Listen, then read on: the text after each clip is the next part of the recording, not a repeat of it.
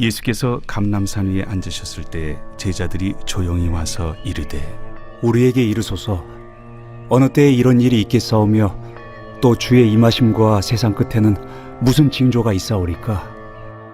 너희가 사람의 미혹을 받지 않도록 주의하라. 많은 사람이 내 이름으로 와서 이르되 나는 그리스도라 하여 많은 사람을 미혹하리라. 난리와 난리 소문을 듣겠으나 너희는 삼가 두려워하지 말라. 이런 일이 있어야 하되 아직 끝은 아니니라. 민족이 민족을, 나라가 나라를 대적하여 일어나겠고 곳곳에 기근과 지진이 있으리니 이 모든 것은 재난의 시작이니라.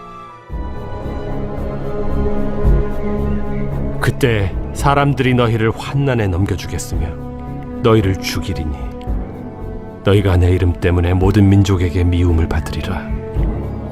그때 많은 사람이 실족하게 되어 서로 잡아주고 서로 미워하겠으며 거짓 선지자가 많이 일어나 많은 사람을 미혹하겠으며 불법이 성함으로 많은 사람의 사랑이 식어지리라.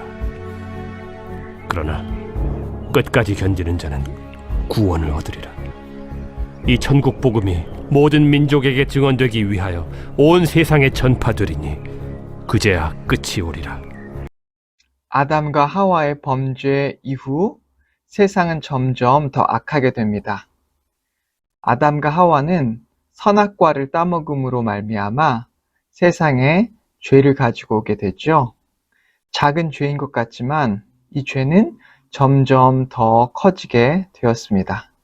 가인은 자기 동생 아벨을 죽이고 세상은 점점 악한 일, 살인을 저지르고 사람들을 끔찍하게 괴롭히는 일들이 빈번하게 되어 더 이상 하나님도 세상을 참을 수 없는 정도에 이르게 되어 노아의 홍수까지 이르게 되었죠. 각 시대마다 하나님께서는 다양한 방법으로 심판을 하셨고 하나님의 뜻을 보이셨고 또한 세상을, 사회를 정화시키시고 돌이키셨습니다. 그럼에도 불구하고 세상은 시간이 갈수록 점점 더 악해져 가는 것을 우리는 발견할 수 있는 것이 사실입니다. 예수님께서 감람산에 계실 때에 제자들이 예수님께 와서 묻습니다.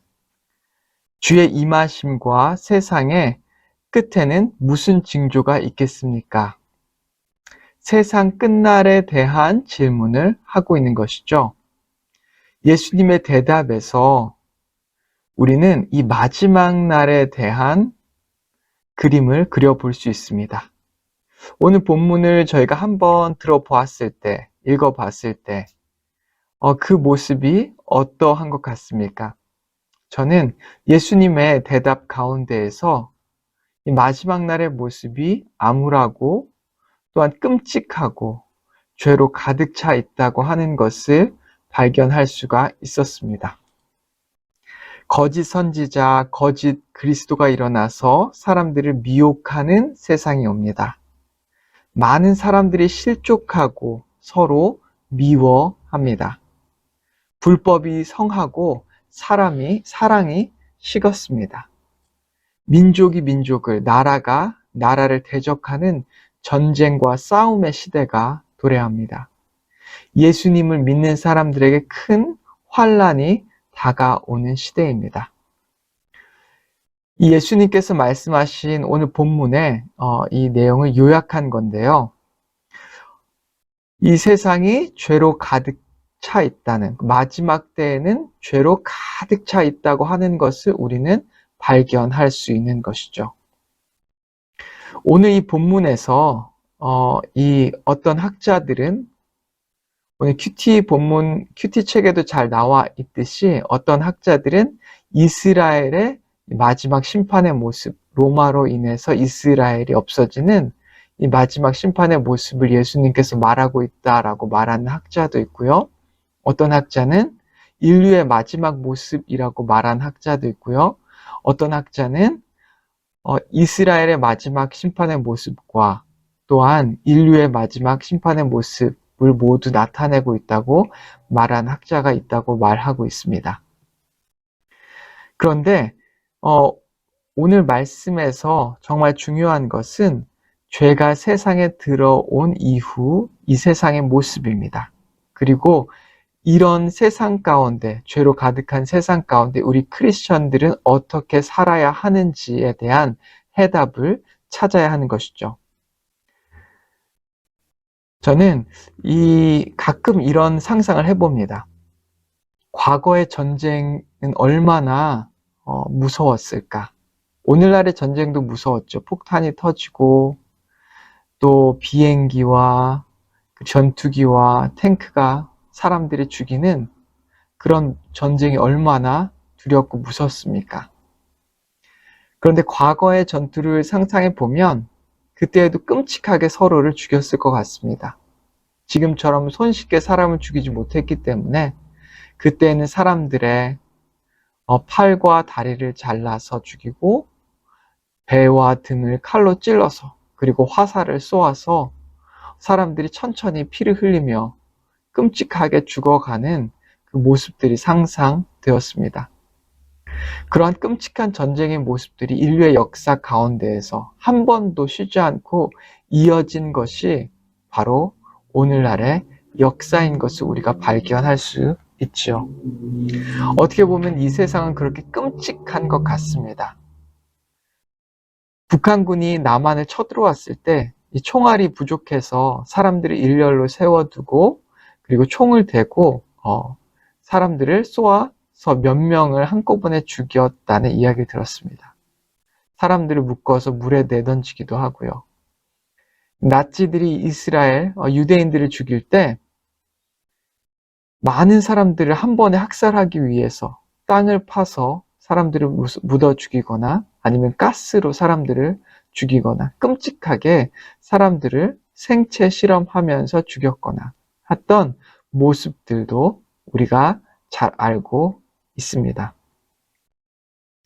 이런 세상은 어떻게 보면 너무나 저주받은 세상이 아닐 수 없습니다. 모든 사람이 어떻게든 죽음을 맛봐야 하는 끔찍한 세상을 우리는 살아가고 있는 것이죠. 그것이 바로 범죄한 이후, 죄가 세상에 들어온 이후 우리가 살아가는 이 세상의 모습입니다. 순전한 기독교를 쓴 C.S. 루이스는 그가 에이티스트였을 때 나는 과거 하나님의 존재에 대한 반증으로 세상이 끔찍하고 의롭지 않다는 것을 들었다라는 말을 했습니다. 즉 그가 하나님을 믿지 않았을 때에는 세상이 불의하고 세상에 고통이 많았기에 어떻게 의로운 하나님, 선하신 하나님이 존재할 수 있을까라고 하는 반증을 그가 했기에 하나님을 믿지 않았다라고 말했습니다. 그런데 그 이후에 그는 그의 책에서 이런 말을 합니다. 그가 크리스천이 된 이후에 어떻게 우리가 의롭고 의롭지 않고를 알 수 있게 되었을까?